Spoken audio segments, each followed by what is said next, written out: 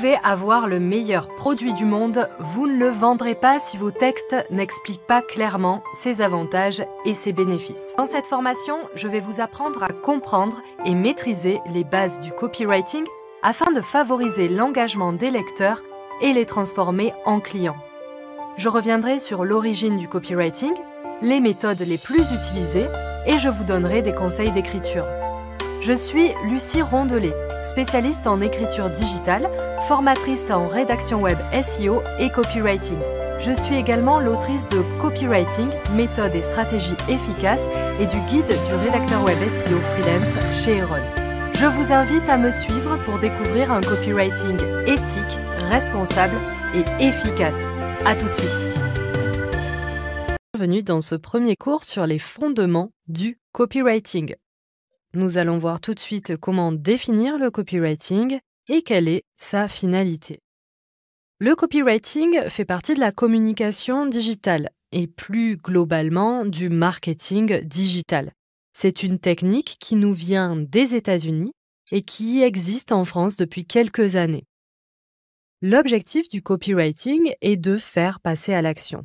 Nous avons un internaute qui arrive sur un site et le but est, grâce à une technique d'écriture, de réussir à le faire passer à l'action de manière à ce qu'il clique sur un bouton, par exemple pour ajouter un article dans un panier, qu'il remplisse un formulaire en ligne, par exemple pour s'inscrire à une newsletter, ou bien qu'il aille sur une page de vente, qu'il s'abonne à des réseaux sociaux, etc.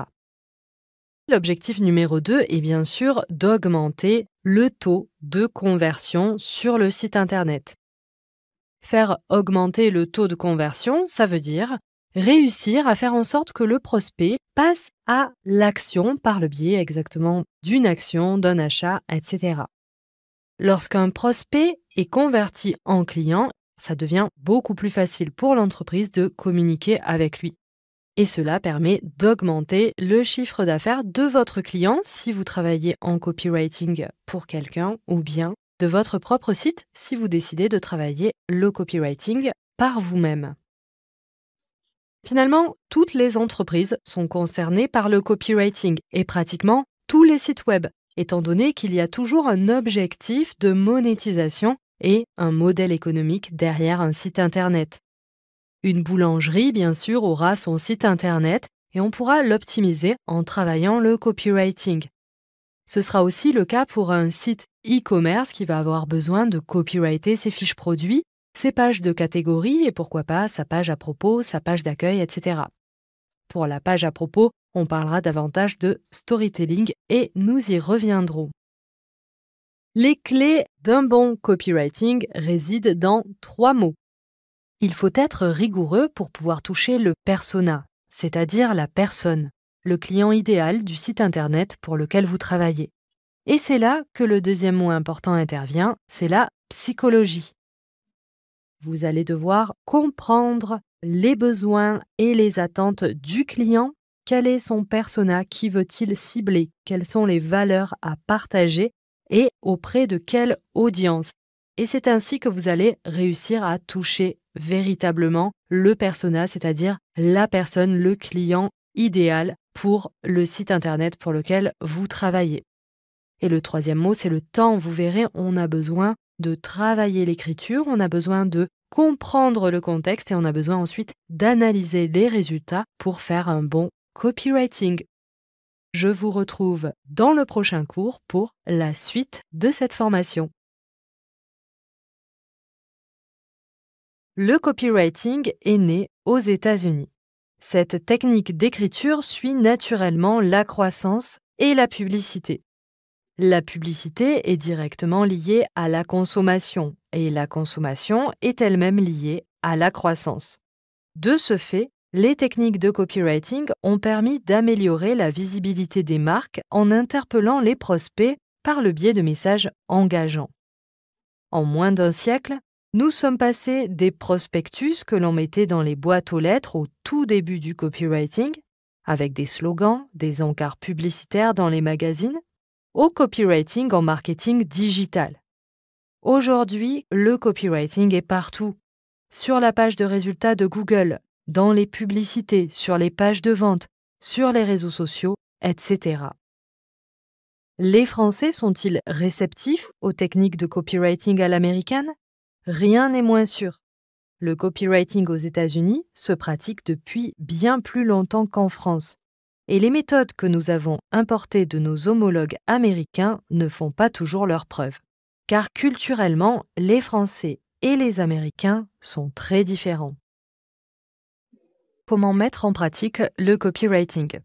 Pour rappel, l'objectif du copywriting est de créer de l'engagement, et cet engagement peut se faire à tous les niveaux de lecture et de recherche d'informations, comme nous le verrons d'ailleurs avec la méthode AIDA et la pyramide d'Eugène Schwartz dans les prochaines vidéos. Voici quelques exemples de zones où vous allez pouvoir utiliser le copywriting. Lorsqu'on parle de copywriting, on parle principalement de la page de vente, puisque c'est la page qui présente tous les éléments de vente d'un produit, d'un bien ou d'un service. Dans cette page de vente, nous allons mettre en avant les besoins et surtout les bénéfices du produit, avec souvent une petite présentation du créateur du produit ou de la marque, de son histoire, etc. Nous le verrons plus en détail dans un prochain cours. Vous pouvez aussi faire du copywriting au sein des articles de blog. Comment? En créant des articles informatifs sur un sujet.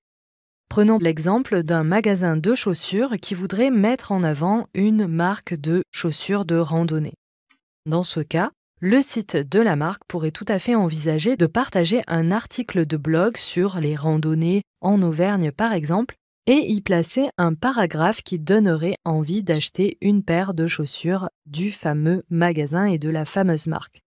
Dans ce cas, on va créer un article de blog avec une partie copyrightée qui va donner envie d'acheter un produit. On peut aussi utiliser les articles de blog pour acquérir du trafic qui ensuite va renvoyer vers des produits. L'idée de faire du copywriting sur des articles de blog est de travailler sur l'intégralité du contenu de manière à créer une sorte d'entonnoir comme nous le verrons encore une fois avec la méthode AIDA. Vous pouvez faire du copywriting et vous devez faire du copywriting sur les fiches produits. Il ne faut pas confondre les fiches produits et les fiches descriptives de produits. Dans la fiche produit, vous allez mettre en avant le produit qui est proposé à la vente en vantant ses mérites ou plus simplement en présentant ses bénéfices. Ce n'est pas forcément le cas de la fiche descriptive qui va donner par exemple le poids, les dimensions et les couleurs du produit. Dans ce cas, il n'est pas forcément nécessaire de faire du copywriting. Les réseaux sociaux sont un endroit, une zone idéale pour faire du copywriting puisque vous allez pouvoir travailler les posts que vous faites de manière à créer de l'engagement. Lorsque vous écrivez sur un réseau social, l'objectif est d'obtenir des followers, des j'aime, de l'engagement, des commentaires. Grâce au copywriting, vous allez pouvoir travailler des phrases engageantes, créer de l'interaction autour de vos posts. Les boutons CTA ou Call to Action sont des boutons, comme leur nom l'indique, qui sont destinés à faire passer à l'action. Le bouton Ajouter au panier est un Call to Action, par exemple.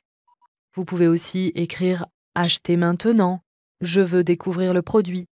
L'idée est tout de même de proposer des Call to Action les plus courts possibles et les plus clairs possibles. Nous y reviendrons.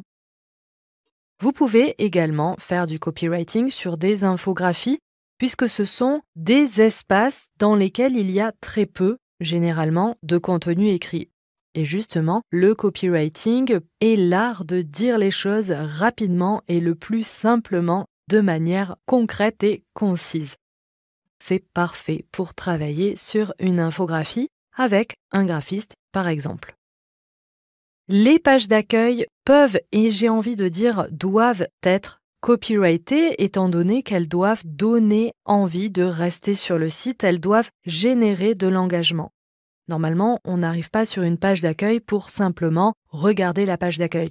L'idée est d'aller plus loin et c'est le travail du copywriter et du rédacteur web de travailler sur l'écriture du contenu de cette page d'accueil de manière à générer un maximum d'engagement et de trafic au sein du site. Et enfin, le copywriter peut travailler avec l'UX designer. L'UX design consiste à générer de l'engagement au sein du site et à fluidifier la navigation des internautes. L'UX designer réfléchit à l'architecture du site pour essayer vraiment de fluidifier la navigation.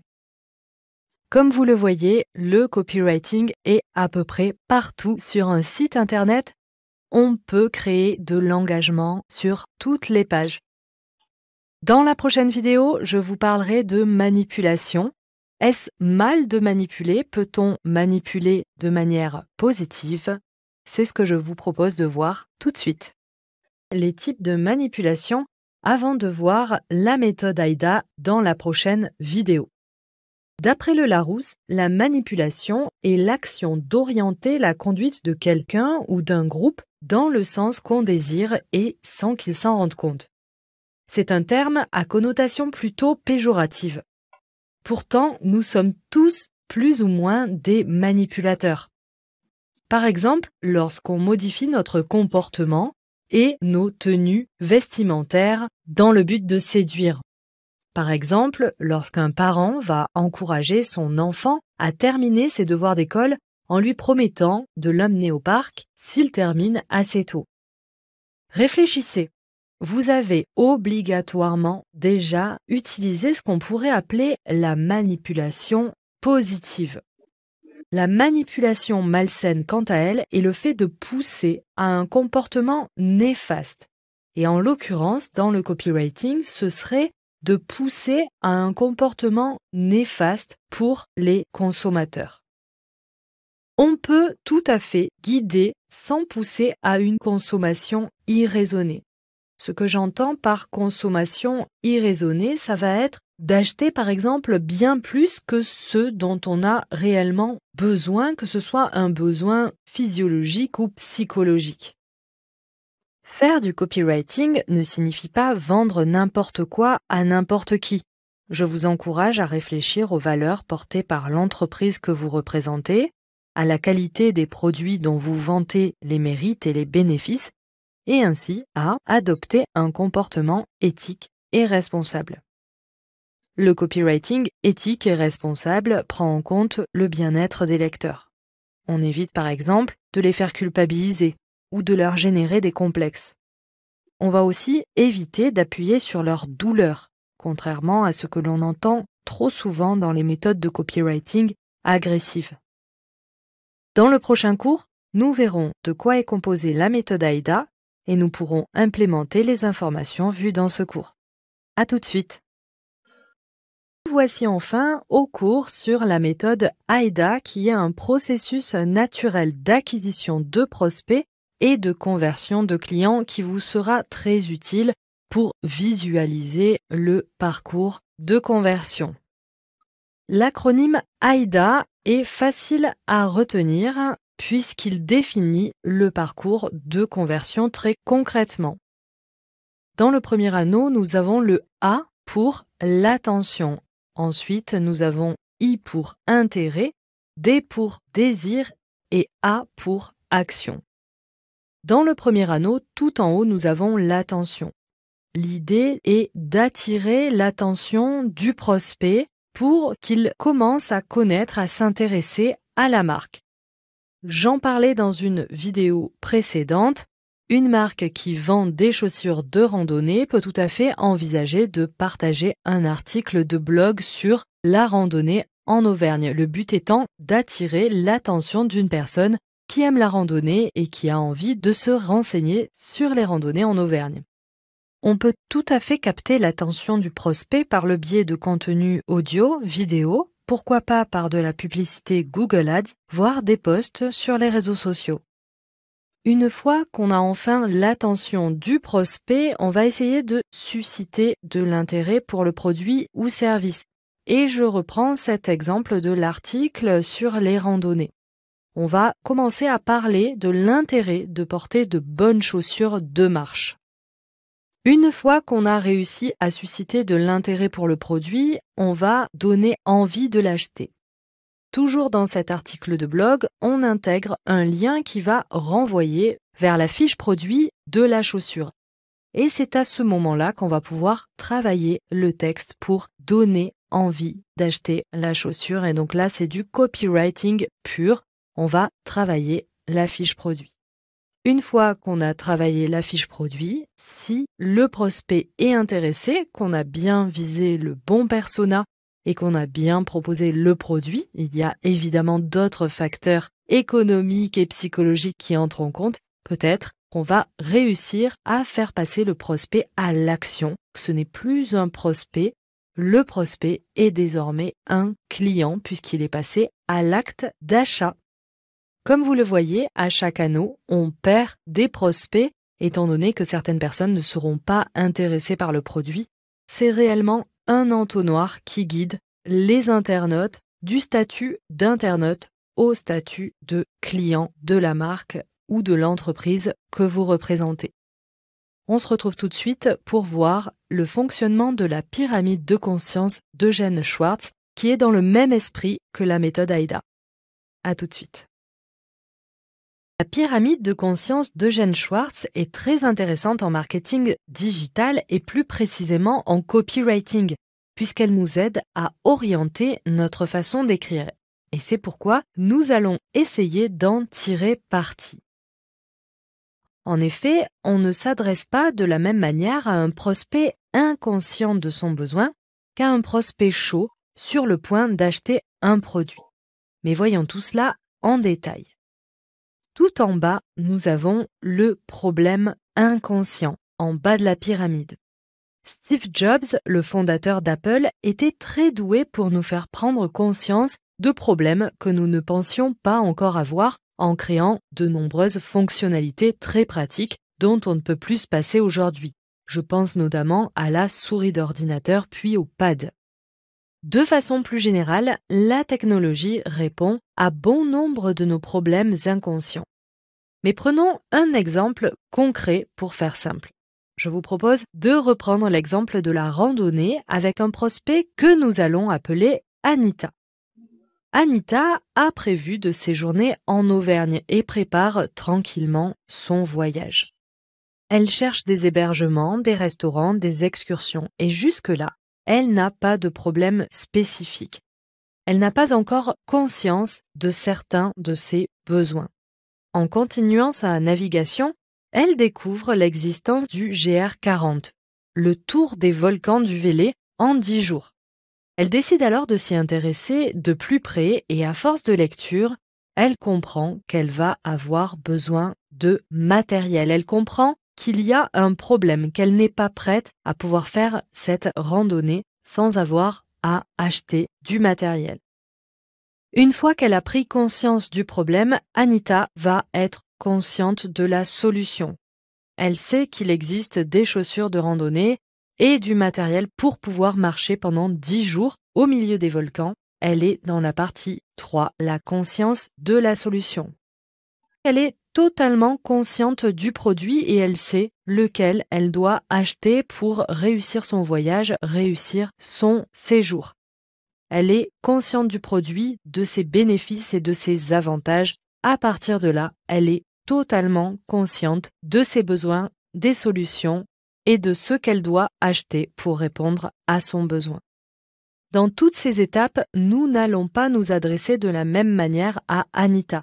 Et c'est pour ça que c'est intéressant d'analyser cette pyramide de conscience d'Eugène Schwartz lorsque l'on fait du copywriting, puisque on ne va pas écrire de la même manière dans une fiche descriptive de produit qui est la dernière étape, totalement conscient du produit, que lorsqu'on écrit, par exemple, un article de blog, ce qui est plutôt le rôle du rédacteur web, dans la première partie de la pyramide, c'est-à-dire le problème inconscient. Très concrètement, le copywriter va plutôt intervenir de la partie 3 à la partie 5 de la pyramide de conscience d'Eugène Schwartz. On se retrouve tout de suite pour parler de la technique du So What proposée par Anne Handley. À tout de suite. Je vous propose maintenant de découvrir la technique du So What et de comprendre pourquoi il est intéressant de la choisir. La technique du So What est un concept proposé par Anne Handley, autrice du Guide des écrits web percutants, qui est la traduction du best-seller du Wall Street Journal Everybody Writes. Anne Handley est une autrice qui propose d'épurer, de nettoyer nos productions écrites pour aller à l'essentiel. Avec la technique du So What, nous allons nous demander si nous apportons de la valeur. Nous interroger sur nos phrases, sont-elles utiles? À chaque fin de phrase, nous allons nous poser cette question, So what, que nous pourrions traduire aussi par et donc. On peut utiliser la technique du So what sur une page de vente. Cela permet d'anticiper les questions des prospects. Imaginons que nous voulions mettre en avant un produit. Nous partirons alors de l'une des caractéristiques pour révéler les bénéfices grâce à la technique du So what. Et cela rejoint d'ailleurs la logique de la pyramide de conscience d'Eugène Schwartz. Je prends l'exemple de la première classe dans un train. Si j'écris « voyager en première classe pour seulement 7 € de plus ». So what? Et donc? Le voyage sera plus confortable et moins bruyant. So what? Vous serez moins fatigué à l'arrivée. So what? Vous profiterez davantage de votre séjour. Ici, la technique du So what nous a permis de mettre en avant les bénéfices liés au fait de voyager en première classe. Cette technique nous permet donc d'aller droit au but, sans oublier l'essentiel. So what, me direz-vous? Vous serez de meilleurs copywriters. Dans la prochaine vidéo de cours, nous verrons comment utiliser les verbes forts et favoriser ainsi la justesse. À tout de suite.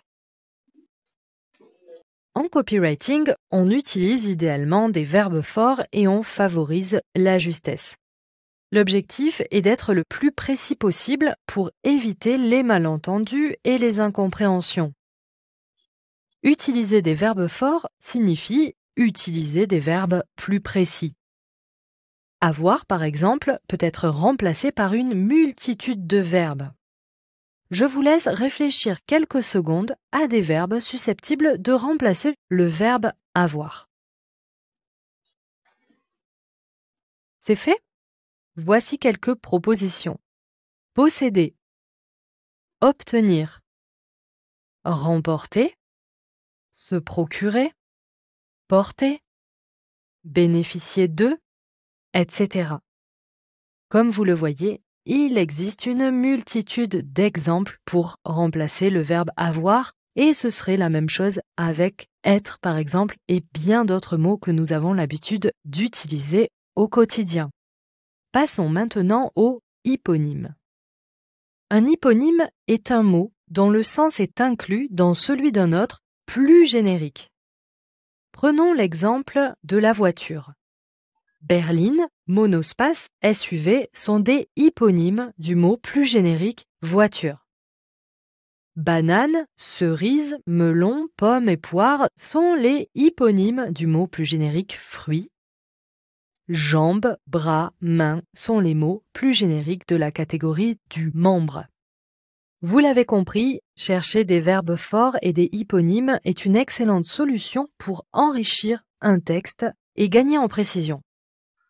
Si vous prenez l'habitude de chercher des verbes forts et des hyponymes, vous éviterez aussi les répétitions et vos textes n'en seront que plus riches et plus clairs. Dans le prochain cours, je vous parlerai d'empathie, une qualité tout aussi essentielle en copywriting. À tout de suite. Maintenant, comment saisir le pouvoir de l'empathie et surtout, comment l'utiliser dans la publicité et dans le marketing. Pour rappel, l'empathie est, d'après le Larousse, la faculté intuitive de se mettre à la place d'autrui et de percevoir ce qu'il ressent. Tout le monde n'est pas naturellement empathique. Cela dépend de la confiance en soi, du niveau de curiosité de chacun, de l'ouverture d'esprit, de la tolérance et bien entendu, de l'écoute et de l'observation des autres. Pour utiliser l'empathie à bon escient en marketing, on va se focaliser sur le persona. On va aussi se focaliser sur le contexte d'achat, les besoins conscients et inconscients et bien sûr le type de communication à utiliser. À propos du persona, voir le monde par les yeux du client permet de développer une forme de contenu capable de le toucher à une échelle plus humaine et plus émotionnelle. Réussir à créer ce type de communication est idéal à une heure où se démarquer de la masse de contenu promotionnel est devenu de plus en plus difficile. L'important pour comprendre le contexte d'achat est de privilégier le pourquoi au comment. Et c'est justement ce que nous avons vu précédemment avec la technique du So What. À propos des besoins. Lorsque les besoins des clients sont compris par l'entreprise, celle-ci ne doit pas hésiter à communiquer clairement et montrer qu'elle fait preuve d'empathie. D'ailleurs, de nombreuses publicités commencent par des phrases de ce type « Parce que nous savons que vous… blablabla ». Ici, le « nous savons » suivi d'une solution qui répond à un besoin est une marque d'empathie qui touchera un public précis et en l'occurrence le persona. Tout cela fait partie de la communication globale, laquelle doit être cohérente avec les valeurs que porte l'entreprise. Elle doit s'inscrire dans une démarche véritablement empathique, car l'empathie ne se feint pas. Je vous recommande d'aimer le lecteur. Cela enclenchera naturellement le principe de réciprocité et créera de l'engagement. Dans le prochain cours, nous verrons comment apporter de la clarté et de la concision à vos textes. À très vite. La plupart du temps, vos textes sont lus sur des écrans. Aussi, vous devez faire preuve de clarté et de concision lorsque vous rédigez. Cela paraît sans doute évident, mais je préfère rappeler qu'il faut s'adresser au bon public. Nous l'avons vu, il est important d'être empathique. Mais si vous visez le mauvais persona, cela n'aura aucun impact. On ne s'adresse pas de la même manière à un public d'adolescents qu'à des cadres sup en recherche de conseils en management, par exemple. Le ton général du site est en principe donné sur les pages écrites par les rédacteurs et rédactrices web. Suivez ce ton et adaptez-vous pour créer de l'harmonie sur le site. Vous pouvez aussi demander les guidelines de la charte éditoriale de l'entreprise. En copywriting, le compact fait l'impact. Ne vous dispersez pas. Vous ne devez pas non plus vous perdre dans des explications interminables. Expliquez sans broder. Anne Handley, autrice d'Everybody Writes, le guide des écrits web percutants en français, recommande d'écrire ce qu'elle appelle l'épouvantable premier jet et de couper ensuite tout ce qui ne sert à rien dans chaque phrase. L'objectif est d'informer sans submerger. Informer et mettre en avant les bénéfices sont les deux priorités, mais les textes doivent rester aérés et légers si l'on veut conserver l'attention des lecteurs. Souvenez-vous, vous pouvez utiliser la technique du So What pour nettoyer vos textes, sans oublier d'arguments de vente. Relisez toujours vos textes plusieurs fois pour vérifier qu'un fil conducteur est bien présent. N'hésitez pas à laisser reposer vos textes plusieurs heures et, si vous le pouvez, plusieurs jours. Cela vous aidera à gagner en objectivité. Je vous retrouve tout de suite dans la prochaine vidéo de ce chapitre afin de découvrir quelques astuces d'écriture. Voici quelques conseils supplémentaires pour réussir vos textes copyrightés. Je vous recommande vivement de vulgariser. Faites comme si vous vous adressiez à votre grand-mère ou à un enfant de 8 ans. Cette technique s'avère donc efficace à partir du moment où vous ne vous adressez pas à un public d'experts. Utilisez des métaphores et des comparaisons. Pour rappel, la métaphore est un procédé de langage qui consiste dans une modification de sens par substitution analogique. Je vous donne un exemple avec une phrase de Baudelaire. « Mon âme est un tombeau ». La comparaison, quant à elle, met en évidence la ressemblance entre deux idées. Elle comprend un mot « outil » qui permet de relier le comparé au comparant. Exemple, il est rouge comme une tomate. Je vous recommande d'utiliser les métaphores et les comparaisons, sans en abuser, dans vos textes. Cela rendra la réalité plus concrète aux yeux des lecteurs. Faites appel aux mots magiques. Certains mots ont le pouvoir de déclencher des réactions émotionnelles chez les lecteurs. Utilisons-les. Voici quelques exemples.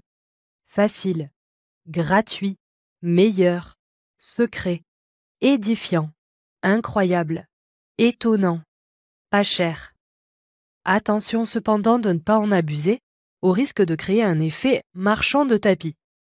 Vous ne devez pas tomber dans l'exagération, car cela pourrait faire fuir les lecteurs méfiants. Enfin, je vous recommande de mettre les informations les plus importantes au début.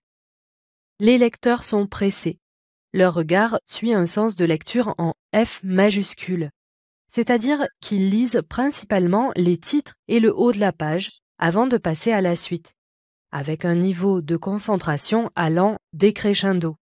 Il est donc important de mettre en avant les bénéfices au tout début de votre texte pour accrocher les lecteurs.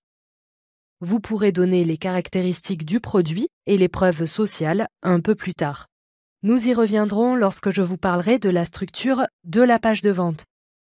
En attendant, je vous invite à me suivre tout de suite pour découvrir le prochain chapitre dédié à la création d'une page de vente. Nous allons voir comment préparer, structurer et rédiger une page de vente. Avant de démarrer, vous allez devoir définir les objectifs. Et pour cela, vous posez les questions essentielles et prendre quelques notes. Pour qui? Quoi? Quand? Pourquoi? Et comment? Commençons par le qui. Succinctement, car nous nous attarderons sur le persona dans le prochain cours. Avant même de structurer votre page de vente, vous devez savoir à qui vous vous adressez. Vous pouvez même donner un prénom à cette personne dans votre tête pour vous adresser à elle directement. Venons-en au quoi. Que vendez-vous? Quel est l'objectif de votre texte de vente? Vous devez répondre à la question le plus clairement possible. Quand? Il est important de poser le décor et de créer un contexte temporel pour que les prospects puissent se reconnaître et se projeter.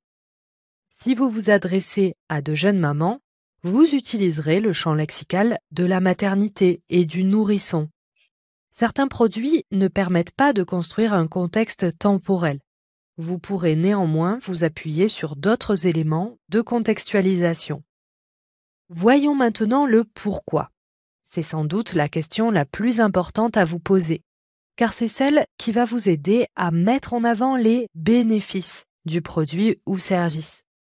Pourquoi le prospect devrait-il acheter chez vous et pas chez la concurrence? Quels sont les bénéfices apportés à ce persona dans le contexte évoqué? Et enfin, le comment. Comment utiliser le produit ou service? Soyez clair sur cela dès le début. Encore une fois, contextualisez de manière à ce que les prospects puissent se projeter, s'imaginer en train d'utiliser votre produit et de bénéficier de tous ses avantages. Vous allez également répondre à la question « Comment ?», en expliquant très clairement comment acheter le produit. Est-ce en une fois, en plusieurs fois, par carte bancaire sécurisée, par virement? Pensez à introduire le formulaire de paiement avec une petite phrase et à mettre en avant les avantages s'il y en a. Par exemple, paiement en 3 fois sans frais. Je termine avec les objectifs de l'entreprise, du site web et du client. Une fois que vous avez répondu aux questions qui, quoi, quand, pourquoi et comment, reprenez vos notes et voyez si vos réponses répondent aux objectifs du site web et plus généralement de l'esprit de l'entreprise. Si tout vous semble cohérent, faites une nouvelle lecture de vos notes pour vérifier que vous répondez bien aux questions et objectifs du futur client. Toutes ces questions et surtout les réponses que vous aurez apportées vous seront très utiles lors de la rédaction de la page de vente. Je vous retrouve tout de suite dans une prochaine vidéo pour vous parler du persona. À tout de suite. Plus vous serez capable de comprendre qui est votre client idéal, votre persona, plus vous aurez de chances de réussir à augmenter le taux d'engagement et de conversion. On parle souvent du persona, mais en réalité, il peut y en avoir plusieurs. Si je prends l'exemple d'une page qui présenterait un vélo elliptique, le persona pourrait être une femme de la quarantaine qui travaille à domicile et cherche à s'entretenir. Ce pourrait être aussi un homme à la retraite qui apprécie de s'entraîner de chez lui. Il pourrait y avoir encore bien d'autres profils. Ne vous arrêtez pas sur un seul persona. S'il y en a plusieurs, adressez-vous à ce petit groupe sans oublier personne. Ensuite, posez-vous ces deux questions. D'où vient-il ou elle et pourquoi? Le trafic sur votre page de vente peut provenir d'une publicité Google Ads, d'une campagne sur les réseaux sociaux, de backlinks provenant de sites partenaires et de bien d'autres sources. Si vous y avez accès, je vous recommande de regarder d'où vient le trafic sur le site de votre client. Cela vous donnera des informations précieuses sur votre ou vos personas. Interrogez-vous une fois de plus sur le pourquoi. Quel est l'état d'esprit du persona, son rapport à la consommation, à l'argent et pourquoi pas à la famille, à la santé. Vous trouverez de nombreuses informations démographiques dans l'outil gratuit Google Analytics. Pensez à en demander l'accès à votre client et au besoin à visionner quelques cours LinkedIn Learning pour vous familiariser avec cet outil très pratique pour les copywriters. À partir de toutes les informations accumulées suite à l'analyse des données démographiques, aux résultats des questions envoyées par l'entreprise et aux échanges avec l'équipe marketing, vous devriez être en mesure de dresser des portraits robots de vos personas. Rédigez de petites fiches avec l'âge, la profession, la situation sociale, les revenus moyens, l'environnement de vie, le diplôme le plus élevé, les centres d'intérêt, etc. Une fiche de persona pourrait ressembler à cela. Anita a 38 ans. Elle est professeure de yoga, après avoir travaillé 15 ans dans le marketing. Elle est mère de 2 enfants et divorcée. Anita gagne environ 1 600 € par mois et vit dans une ville de province de taille moyenne. Elle dispose d'un diplôme de niveau Bac+5 et a décidé de privilégier sa qualité de vie à une rémunération élevée. Anita aime le yoga, la nature, la culture, le digital et la décoration. Une fois que le portrait robot du persona est dressé, il devient beaucoup plus facile de structurer la page de vente en s'adressant à cette personne, ou à ces personnes si elles sont plusieurs. Et c'est justement ce que nous allons voir dans la prochaine vidéo. À tout de suite. Je vous propose maintenant d'apprendre à structurer une page de vente et pour cela, rien de mieux qu'une capture d'écran pour vous montrer directement un exemple de page réussie. Voyons ensemble la page qui propose l'abonnement LinkedIn Learning. Celle-ci contient tous les éléments d'une page de vente bien structurée et bien copyrightée. Je vous invite tout de suite à vous munir d'une grande feuille blanche pour prendre des notes sur chaque élément ou bloc de cette page. Allons-y. Ici, le titre est « Développer vos compétences ». Le titre nous montre immédiatement les bénéfices de l'offre et le message est clair. Nous allons pouvoir développer nos compétences. La phrase qui apparaît sous le titre est tout aussi claire et ne contient aucune information inutile. On va droit au but. Apprenez des compétences recherchées avec plus de 20 600 cours en ligne dispensés par de véritables professionnels. On n'apprend pas seulement des compétences, mais des compétences recherchées dans le monde du travail, puisque LinkedIn est un réseau professionnel. Une preuve sociale est ajoutée juste dessous avec la phrase « Des millions de membres sont sur LinkedIn Learning » avec 2 petits avatars. Immédiatement, 2 boutons d'appel à l'action apparaissent pour ne pas perdre le lecteur avant qu'il n'ait le temps de scroller sur la version mobile. Il est très important de placer les informations les plus importantes et les boutons d'appel à l'action avant la ligne de flottaison et d'adapter la page à la lecture sur mobile et sur tablette. Ici, nous avons démarré mon mois gratuit. Avec gratuit, l'un des mots magiques que nous avons vus. Et acheter pour mon équipe. Nous avons ensuite une illustration sur le côté et dessous, essayez LinkedIn Learning gratuitement pendant 1 mois, à partir de etc. La dernière phrase, annulée à tout moment quel que soit le motif, lève les objections éventuelles des personnes qui voudraient s'engager. Le bloc suivant contient 3 avantages à mettre en avant qui répondent à qui, quand, comment et aussi intrinsèquement pourquoi. Le bloc juste en dessous vient soutenir le bloc précédent avec des exemples concrets de cours. Puis, un nouvel appel à l'action est intégré. Nouveau bloc ensuite avec la liste des bénéfices liés au produit. Accéder à plus de 20 600 cours dispensés par des experts. Annuler à tout moment et le premier mois est gratuit. Obtenir un certificat lorsque vous terminez une formation. Recevoir des suggestions de formation sur mesure. Utiliser les dossiers de projet et les quiz pour vous entraîner tout en suivant la formation.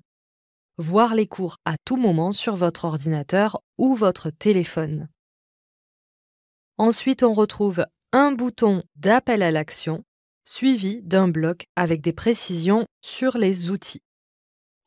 Puis, une phrase pour donner envie de cliquer sur le deuxième bouton. Donnez à votre équipe un moyen plus rapide de se former et d'appliquer de nouvelles compétences. Pour terminer, on trouvera une FAQ avec des éléments déroulables pour lever les doutes, répondre à toutes les questions les plus posées et éviter ainsi que les prospects quittent la page de vente pour aller chercher les réponses ailleurs. Comme vous pouvez le voir, cette page reprend bon nombre d'éléments que nous avons déjà vus. Les éléments les plus importants sont en haut de la page avec les bénéfices. Plus on scrolle la page, plus on entre dans les détails. Les phrases sont courtes, les besoins du prospect sont compris et les objections levées. Je vous recommande de structurer vos pages de vente de cette manière, bloc par bloc, pour ne rien oublier. Et je vous invite maintenant à me suivre dans le prochain cours. Nous allons nous attarder sur les boutons d'appel à l'action. À tout de suite. Vous venez de le voir, une page de vente contient de nombreux boutons d'appel à l'action. Ceux-ci doivent être les plus courts possibles et surtout très clairs. Pour trouver votre call to action idéal, pas besoin de chercher midi à 14h. Demandez-vous simplement ce que vous voulez que le prospect fasse et proposez-le lui clairement.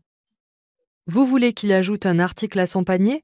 Écrivez simplement « Ajouter au panier ». Vous voulez qu'il s'abonne? Écrivez simplement « S'abonner » ou « Je m'abonne ». Attention, plusieurs pratiques sont à éviter. La première est de mettre plus de 2 ou 3 appels à l'action avec des textes différents dans la page. Vous risquez de perdre l'attention du lecteur en lui demandant de faire des choix entre plusieurs actions. On évite les appels du type « Cliquez ici », car ceux-ci ne permettent pas de savoir où ils mènent hors contexte. Le prospect doit savoir où le bouton le mène sans avoir besoin de lire les textes qui se trouvent de part et d'autre. Quelques exemples. Acheter, essayer, commander, réserver, choisir, s'abonner, rejoindre, s'inscrire, télécharger, commencer, découvrir, etc. Vous pouvez également tester les call to action plus longs et très détaillés, comme « Acheter maintenant et bénéficier de 10 € de réduction ». Les call to action doivent être mis en évidence par de l'espace vide tout autour, et ils doivent contraster avec le fond de l'écran. Préférez une couleur par texte de bouton d'appel à l'action pour donner de la cohérence et une certaine harmonie à votre page. Exactement comme nous l'avons vu avec la page de vente du cours précédent. Les boutons d'appel à l'action étaient bleus et blancs. C'est tout pour les CTA. Dans le prochain cours, nous verrons comment tirer parti de l'A/B testing. L'A/B testing est une technique de marketing qui consiste à comparer 2 versions d'une page web pour voir laquelle obtient de meilleurs résultats. Par meilleurs résultats, j'entends taux de conversion.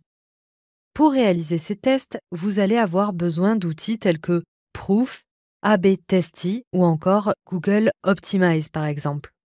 Concrètement, vous allez devoir créer 2 pages de vente avec des textes différents, des call to action différents et analyser les résultats afin de conserver la page la plus efficace. Les points importants à analyser sont le taux de conversion, bien évidemment. Plus il est élevé, plus, en principe, la page est réussie. Et le temps passé sur la page. Si vous avez beaucoup de contenu et que les visiteurs ne restent que quelques secondes, cela signifie certainement que vous devriez retravailler vos textes en haut de page, par exemple. Si les visiteurs restent longtemps sans jamais s'engager, vous devrez revoir entièrement votre page de manière à renforcer les messages incitant au passage à l'action. Les zones chaudes sont les zones sur lesquelles s'attardent les visiteurs, qu'il s'agisse de leur regard, de leur souris ou de clics. Ce sont des zones clés que vous devrez travailler en priorité lors de vos tests AB. Finalement, vous le verrez, tout est question de logique et de bon sens. Je vous retrouve tout de suite dans une nouvelle vidéo pour vous parler plus en détail des zones chaudes. Tout comme pour l'A/B testing, il existe d'excellents outils pour analyser les zones chaudes d'une page. Je recommande vivement Hotjar, car je le trouve excellent et intuitif. Ce type d'outil va vous permettre d'observer puis d'analyser le comportement des internautes pour savoir quelles sont les zones qui les intéressent, celles sur lesquelles ils s'attardent ou au contraire survolent. Exactement comme si vous étiez derrière leur épaule. Ces outils d'observation du comportement utilisent des codes couleurs très pratiques allant du bleu au rouge. On appelle cela des heatmaps. Plus les visiteurs s'attardent et ou cliquent sur une zone, plus elle s'affiche dans des tons chauds. Moins on y navigue, plus elle est froide, c'est-à-dire dans des tons vert-bleu. Prenons quelques exemples concrets. Imaginons que vous pensiez jusqu'à présent que le bouton de Call to Action qui fonctionnait le mieux, intuitivement, était celui qui apparaissait en rouge, au milieu de la page de vente. Finalement, en analysant le comportement de vos visiteurs, vous réalisez qu'ils s'attardent beaucoup plus sur le bouton vert situé à droite de l'écran. Dans ce cas, vous pourrez effectuer quelques modifications sur votre page et analyser de nouveau les résultats. Cela peut également arriver avec du texte, notamment les textes du Call to Action que vous devrez alors modifier. Par ailleurs, ces outils donnent aussi des indications sur le comportement des visiteurs qui ont scrollé la page. Ainsi, vous pouvez connaître le pourcentage d'internautes qui lisent la page ou tout du moins la scrollent jusqu'en bas. Grâce au dégradé de couleurs de chaude à froide qui apparaît sur l'écran, vous serez en mesure de hiérarchiser les informations en fonction du niveau de concentration des visiteurs. Je vous recommande vivement de tester des outils de ce type et de vous familiariser avec. Attention, vous devrez intégrer un code HTML dans le site à analyser pour pouvoir avoir accès au comportement de ces visiteurs. Cela nécessite d'avoir un accès administrateur au site ou de demander à intégrer le code. Je vous propose maintenant de nous retrouver dans une nouvelle vidéo pour réajuster les textes et augmenter ainsi le taux de conversion. À tout de suite. Vous venez de voir l'A/B testing et l'analyse de comportement des internautes. Si vous n'avez pas accès à un outil, vous pourrez aussi observer par vous-même les résultats de conversion en comparant par exemple le taux d'engagement et le nombre de visites d'une période à l'autre. Attention cependant de bien comparer ce qui est comparable. Basez-vous par exemple sur 2 périodes creuses ou bien sur une même période d'affluence sur le site, d'une année à l'autre.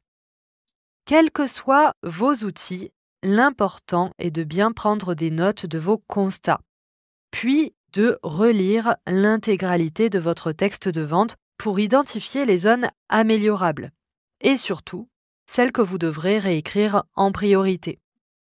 Si vous avez accès à un outil d'A/B testing et de comportement des visiteurs par zone chaude, alors vous pourrez modifier directement la page en analysant les résultats.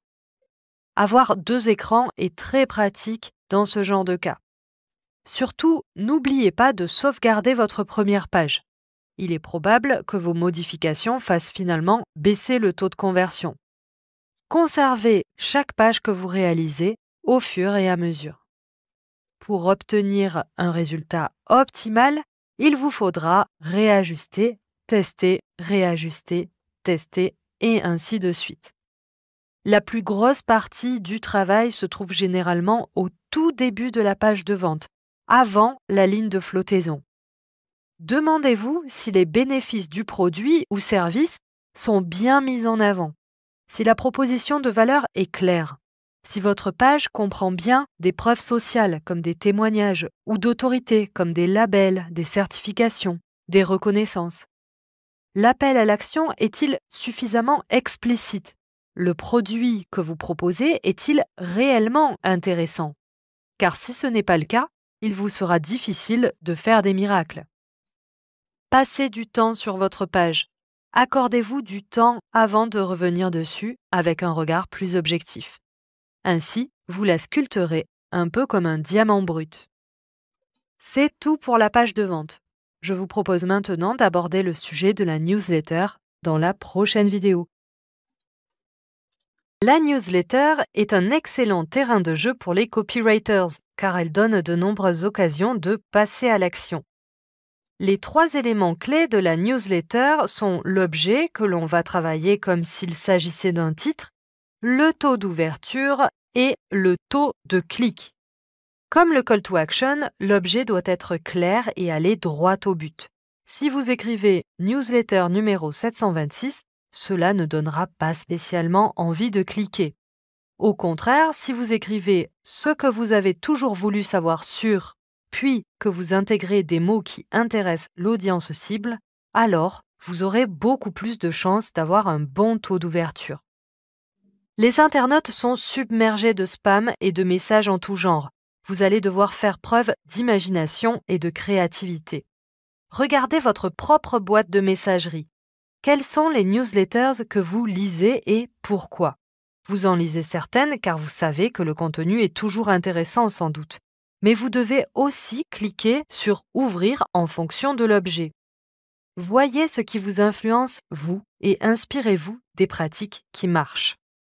Vous pouvez par exemple utiliser une phrase avec des points de suspension dans votre objet. Les lecteurs cliqueront pour avoir la suite. Les journalistes sont friands des titres copyrightés. Inspirez-vous-en. Par exemple, 5 actus à ne pas manquer. Ces logiciels devenus indispensables dont vous ne soupçonnez pas l'existence. Ne seriez-vous pas un brin mal organisé?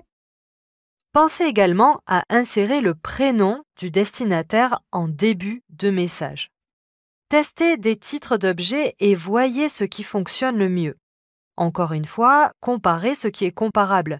Une newsletter qui promet 50% de réduction aura forcément plus de succès que les vœux de la nouvelle année. Mais malheureusement, le taux d'ouverture ne dépend pas uniquement de la qualité de l'objet. Il dépend aussi de là où votre newsletter va apparaître dans la boîte de messagerie du destinataire. Il se peut que votre message parte dans les spams, dans l'onglet promotion, voire qu'il n'arrive jamais. Nous y reviendrons après avoir vu le taux de clic. Le taux de clic correspond au pourcentage de personnes qui vont cliquer sur un lien dans la newsletter et qui, de ce fait, auront réalisé 2 actions d'engagement. L'une pour ouvrir la newsletter, la deuxième pour avoir plus d'informations sur un sujet évoqué dans le texte. C'est un bon indicateur des personnes qui s'intéressent à la marque ou au produit.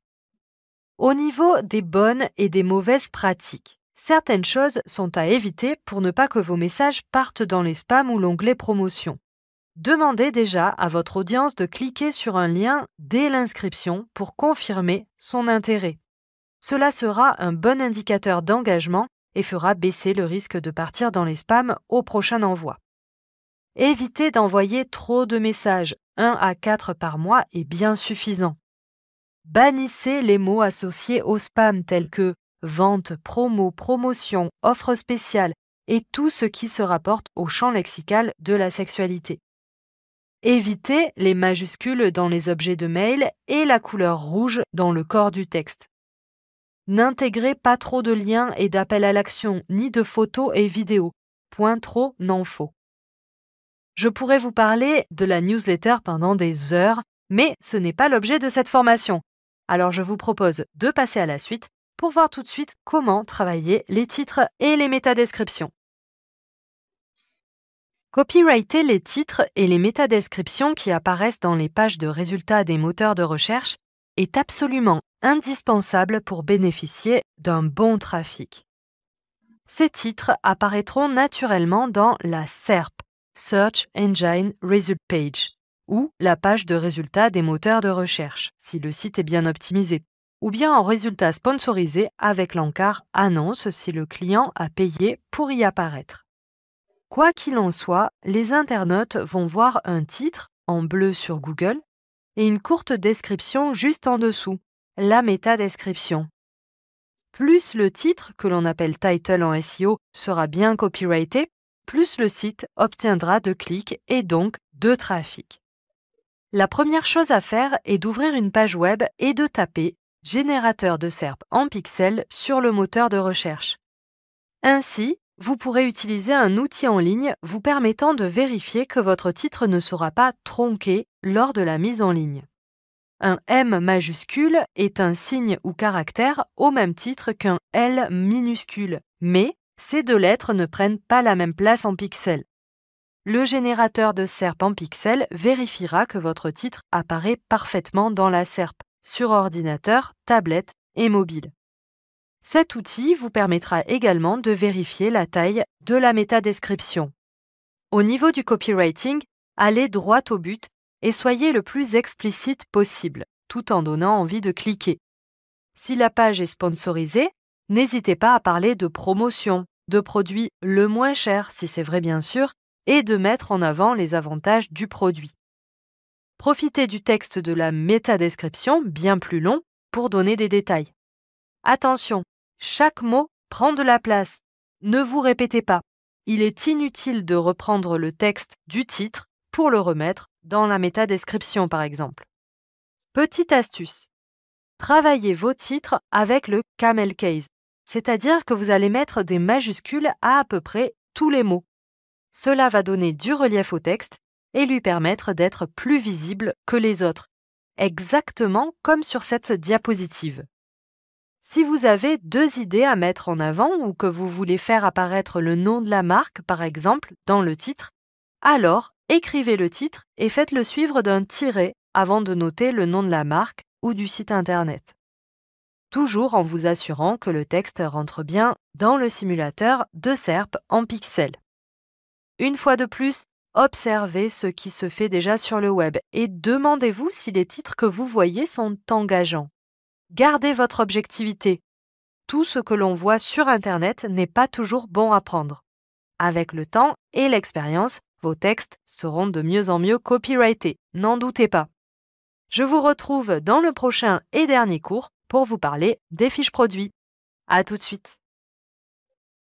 Voyons maintenant comment rédiger une fiche produit. La fiche produit copyrightée est bien différente de la fiche descriptive de produit qui peut être générée par une intelligence artificielle, par exemple.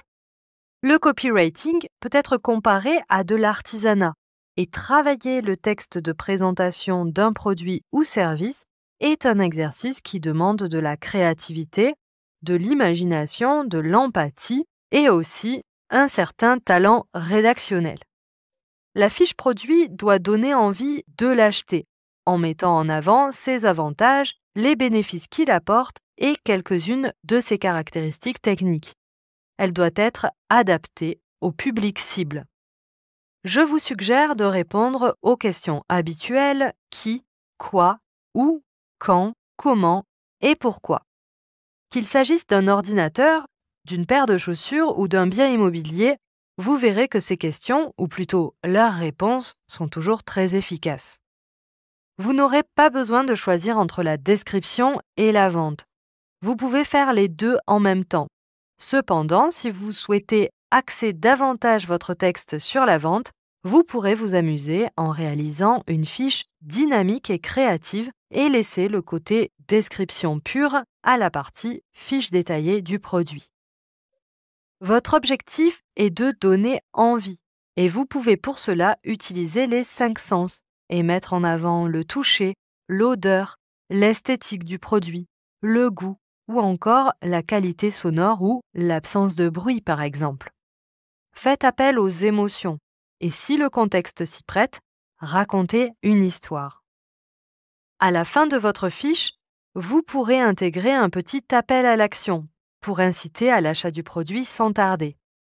Un dernier conseil pour vous inspirer.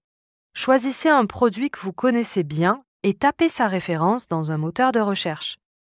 Observez les 3 ou 4 premiers résultats et lisez les descriptions sur chaque page. Demandez-vous laquelle vous aurez le plus donné envie d'acheter, puis refaites l'exercice avec quelqu'un d'autre et notez ses remarques. Observez toujours ce qui se fait et demandez l'avis des consommateurs, même si ce sont vos proches ou vos collègues. C'est toujours intéressant pour gagner en objectivité face à des situations concrètes. Je terminerai là-dessus et vous remercie chaleureusement pour votre attention.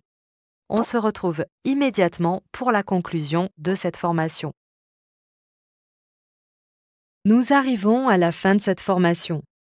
Je vous remercie infiniment pour votre attention et votre écoute. Vous connaissez maintenant les bases du copywriting. Vous savez comment l'appliquer et où.